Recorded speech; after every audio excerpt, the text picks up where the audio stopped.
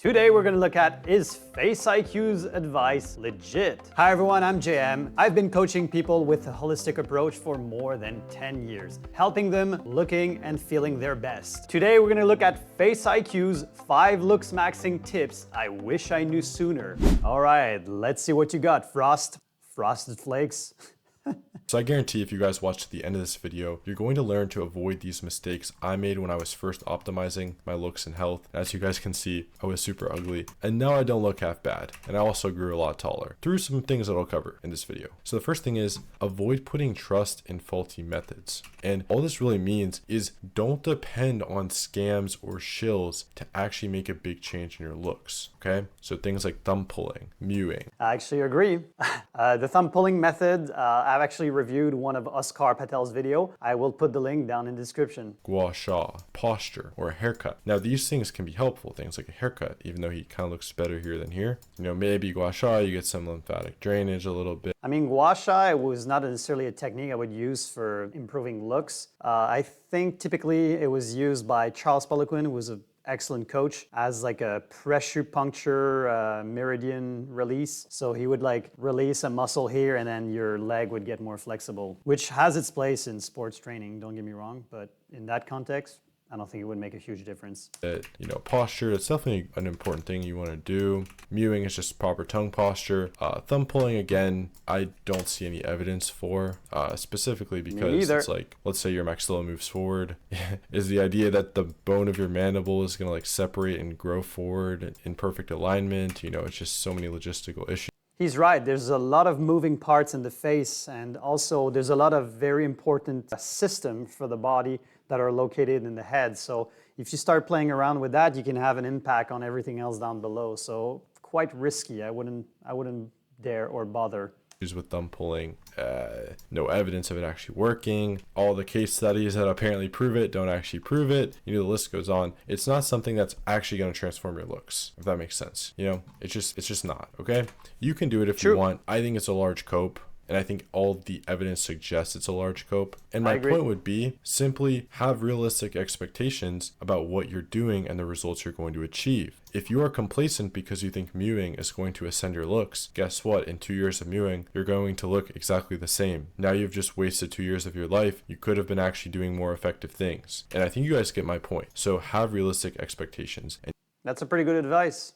Don't put trust in this stuff to transform your looks. Next, I'm going to just give you guys the ideal diet so you don't have to waste time listening to lies and propaganda and not actually understanding what you should be eating. So you don't want to eat a plant-based diet, okay? These are basically toxins in your body, particularly because of the oxalates, okay? And I will leave a references tab of studies in the description. We know with things like spinach, for example, that 75% of the oxalates, 75% of the calcium in spinach gets bound to oxalates, which again, most kidney stones are calcium oxalate stones. So these things are just kidney stone fuel. And again, for example, Liam Hemsworth was put in the hospital after just 2 weeks of drinking a daily green smoothie that his vegan nutritionist recommended. Okay, these things are actually dangerous. They can literally put you in the hospital. Okay, again, that's actually true. I used to drink like a kale and spinach and kiwi smoothie pretty much every day after my workout, and it totally wrecked my gut. I know that certain people and genetics can probably tolerate those plant toxins more, but it's still, I do not believe it makes it any better for you.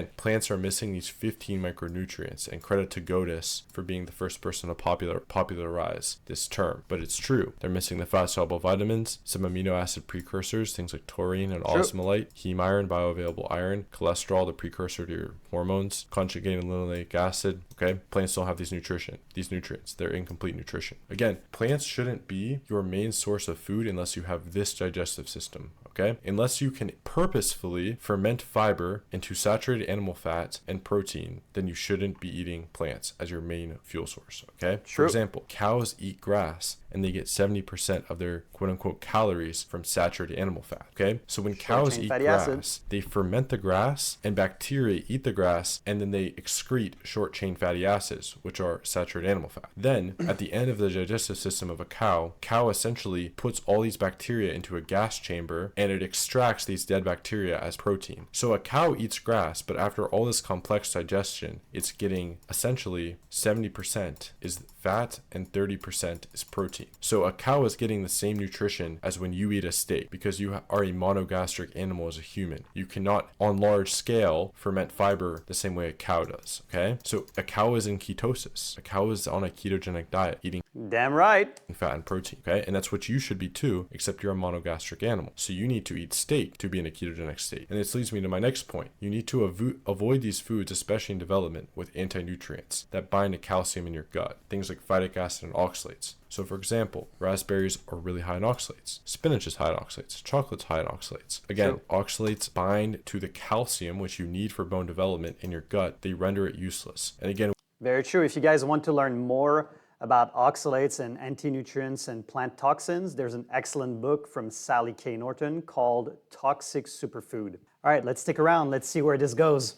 we know as a fact around 90 to 80%, depending on the analysis, of kidney stones are calcium oxalate stones. So you need to avoid calcium, or sorry, you do not need to avoid calcium. You need to avoid oxalates. Things like bread and rice, these have phytic acid, and phytic acid behaves the same way. It binds to the essential minerals in your gut and renders them useless. Again, things like bread and rice have no micronutrition. These are just sugar and fiber, glyphosate, okay? It's just garbage. You shouldn't be eating these foods. You should be eating real foods. These anti-nutrients quite literally biochemically reduce your height. Just like I said, these foods are literally stealing the minerals you need for your height. Avoid garbage marketed as muscle building or healthy products. I remember I used to be downing these things, and let me tell you, get your protein from actual meat. At least this is an animal product, so it is, has a complete amino acid profile and casein and whey proteins, but there's a bunch of artificial garbage they add to this stuff. I couldn't agree more. These prepackaged shit is just awful. The way they extract the produce, the way it's manufactured, sometimes they need to use solvents or dehydration or cooking the products, and whatever is saying on the label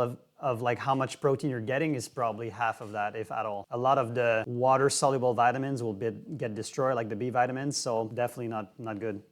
Okay, it's going to give you acne in development. It's just not healthy. Eat this instead. Eat meat, butter, eggs. I should have put seafood here, okay? Again, in animal products, if you diversify a bit, you will get every single essential nutrient for humans, okay? Every single mineral, bioavailable protein and fat. Again, you need no carbs. Even the ADA says this. You do not need exogenous carbs for a single function, okay? If you eat these foods, you'll get every single micro and macronutrient, every single amino acid, every single mineral that you need. If you diversify, red meat, seafood, eggs, butter, organs in small amounts, okay? Things like liver, brain, heart, okay? You have to be very careful with brain. You will have every single nutrient. You will be a powerhouse of a human. You will start feeling amazing. You will start looking better, okay? When you pair this with other lifestyle habits, you're going to basically, quote unquote, soft max to your max capability, okay? This leads me to my next point. Fix problems naturally and not with drugs. I fell for Accutane at the age of 14, and it was just a lousy temporary fix, okay? So every doctor and dermatologist lied to me. They said my diet had nothing to do with my acne. Oh my God, I can't believe that dermatologists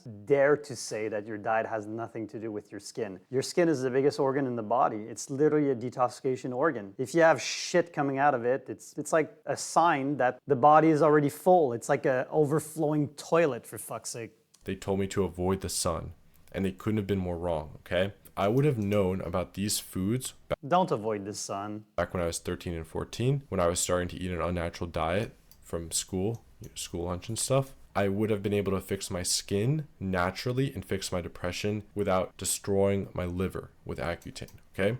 Accutane gave me permanent joint pain. It really destroyed my triglycerides. It raised them to the moon. It caused a lot of stress on my liver, okay? These are pharmaceutical poisons because they will literally cause a deformed child if a pregnant woman takes Accutane. These are literal poisons. When people say, oh, it's just a lot of vitamin A, bro. No, it's not just a lot of vitamin A. It is an artificial synthetic vitamin that is so powerful, can literally just destroy your body, okay? Never take it. Try an all meat diet if you have to for a few months and see what happens. You'll watch the magic happen. Your inflammatory disease, which is what acne is, will fade away. It's a mistake. I wish I would have known better. If you're a kid, you've been considering it, this is your sign. Try my diet, see how it goes. This leads me to another point. There's more than diet to skin. I know I still sometimes have some skin problems that can flare up, but it's mostly like a stress induced or other lifestyle factors. But diet do play a big role. I agree with him.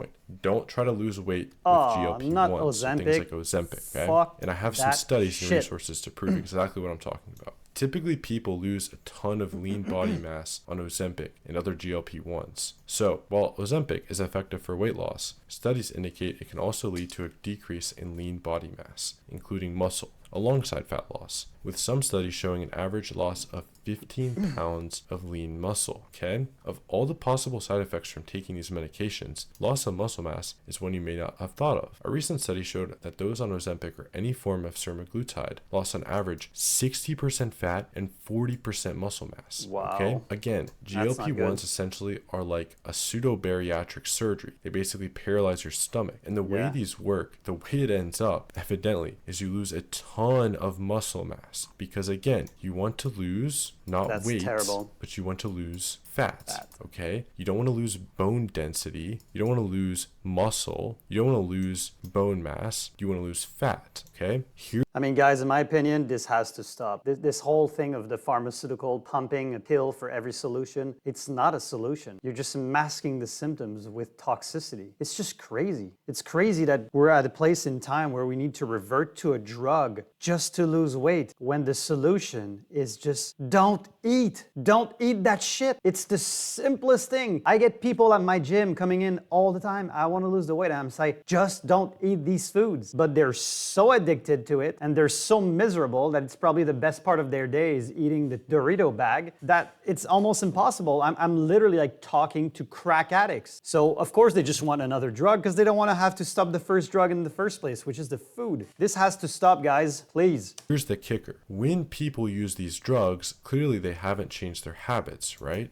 So when they get off of the drugs, they continue their bad habits. They get left worse off than before because they regain the fat but not the muscle. So these people lose 60% fat, 40% muscle. Okay, they lose weight, Exactly. much of which was muscle. Then they get off the drugs. They're still Absolutely eating a fucked. terrible diet. They start gaining fat but not muscle. So now their body composition is even worse than before. This is why some of these people end up in wheelchairs because they don't even have enough muscle mass to support all the obesity, all the fat tissue, okay? It's a huge mistake you need to avoid. Never take a GLP-1, go on a carnivorous ketogenic diet and lose it naturally.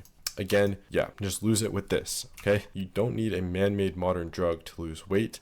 You just need to eat naturally. And again, you don't want to lose weight, you want to lose fat. Next, I wish I would have known about raw milk. Now, I was actually blessed to have raw milk in development, but I wish I knew that it was helping me grow taller so that I would have kept doing it longer, okay?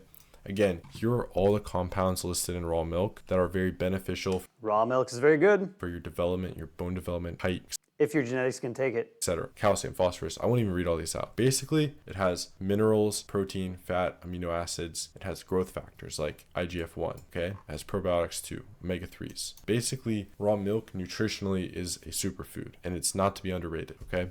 If you're in development, I would be leveraging this. Let's look at some data. And this was actually provided by a guy named Axios, and he is in my school community. I have a school community where I help people basically feel better and look better and basically just improve their lives in terms of dating, looks, health, etc. And he's in there and he provided this data. So 17 of the top 20 tallest countries are also in the top 20 for raw milk consumption. Again, this is just associative data, but it's very interesting when we look at the biochemical aspects of raw milk and we see how it might be actually influencing people's heights on a large scale. Okay, my last piece of advice is find a high return on investment procedure and commit to fixing it, okay? And this is something that will help you have a clear goal to work towards. And this is something that will ensure what you do will actually have a large return on investment, okay? So let's take a look at an example of what I'm talking about. This guy, for example, had a very deformed jaw, frankly, okay? Super hygonal angle. It has a weird contour. It's very recessed. So no amount of diet or thumb pulling or mewing was going to save this guy's jaw. So what he evidently did is he identified this huge problem, then he saved up and he got it fixed properly with surgery, and it changed his life, evidently, okay? So what I recommend is, again, if you need to, not even trying to self-promo, you can join my school community and I will teach you everything there is about maximizing and fixing your health and your looks, everything you can do naturally. The surgery is a delicate subject.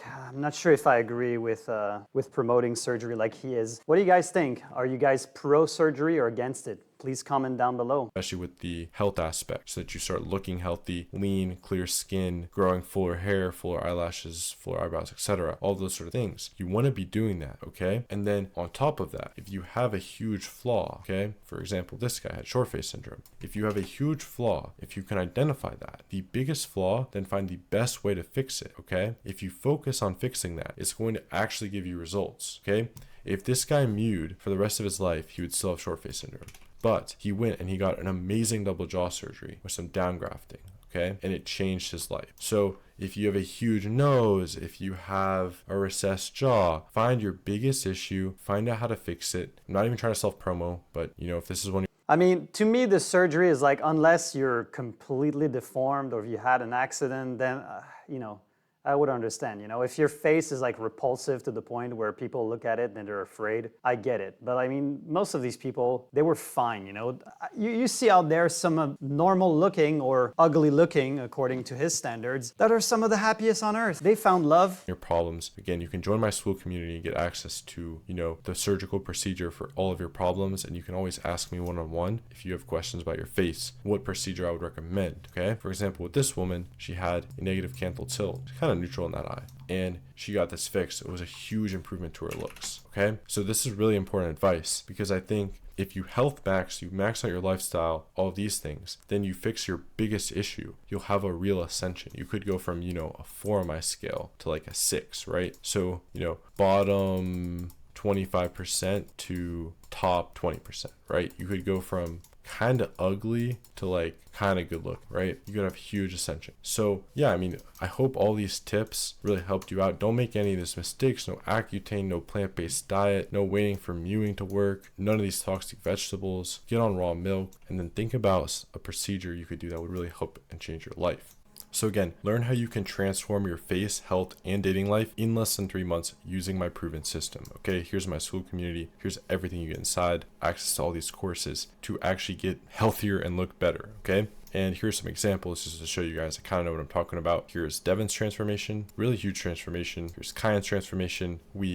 I worked with him in development, so we actually shaped his bone mass genuinely. And then here's my transformation, you know, pretty huge, especially this was mostly a health transformation. Good for you on that one, FaceIQ. All right, guys, so here are my thoughts. I agree with most of the things that he said in his video. I'll give him that. He's definitely a good businessman. His angle is excellent. He's playing on the angle of looks, which most people are insecure about, so this is definitely a cash cow. I think for most of his advice on nutrition, I would agree, although it is very controversial because, as you guys know, FaceIQ has publicly went online and said that he reintroduced carbs into his diet, which is very controversial. Nobody knows if he's trolling or if he's serious. If it's trolling, he is putting a lot of effort into it. If he's not, it's probably another angle just to make more money. I think somebody commented in my video that Paul Saladino went to 1 million subscribers once he reintroduced some carbs. So what do you guys think? Do you think the algorithm is favoring carb diet? I saw a lot of carnivore being shadow banned by promoting that diet, so I'm wondering if that was a play that was strategic. Apart from that, I do agree that there's a lot of gimmicky stuff out there. I think health and looking good should be based in basic fundamentals like diet, nutrition, hydration, sleep, sun exposure. So in my opinion, when it comes to nutrition, I think yes, a lot of people should probably try to go meat-based diet or to reduce the carbs until they're in ketosis, especially if you struggle to get lean. Being in fat adapted will definitely help to shred down a lot faster. The step count could be a good addition if you're struggling to go a little bit leaner.